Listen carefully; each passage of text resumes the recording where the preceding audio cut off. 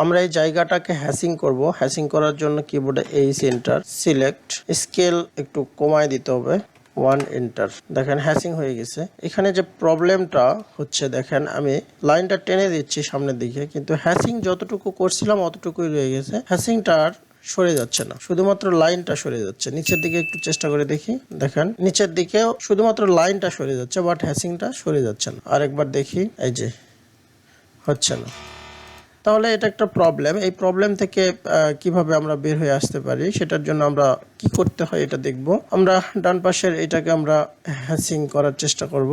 যেহেতু আমাদের এই প্রবলেমটা হয়েছে তাহলে এটা সেটিংস করে নিতে হবে। সেটিংসে গেলাম, যার পরে হ্যাশ অ্যান্ড গ্রেডিয়েন্ট ইন্টারফেস আসবে, সেখানে অ্যাসোসিয়েটিভ এই অপশনটাকে ক্লিক করে ওকে দিতে হবে। এখন যদি আমরা হ্যাশিং করি, দেখেন স্কেলটাকে কমায় দিলাম, এখন আমরা টেনে দিব, দেখি আগের মতো প্রবলেম আছে কিনা। এখন কিন্তু আর প্রবলেমটা নেই। দেখেন উপর দিকে টেনে দিচ্ছি লাইনের সঙ্গে সঙ্গে আমার যে হ্যাশিং সেটাও নিচের দিকে নেমে যাচ্ছে।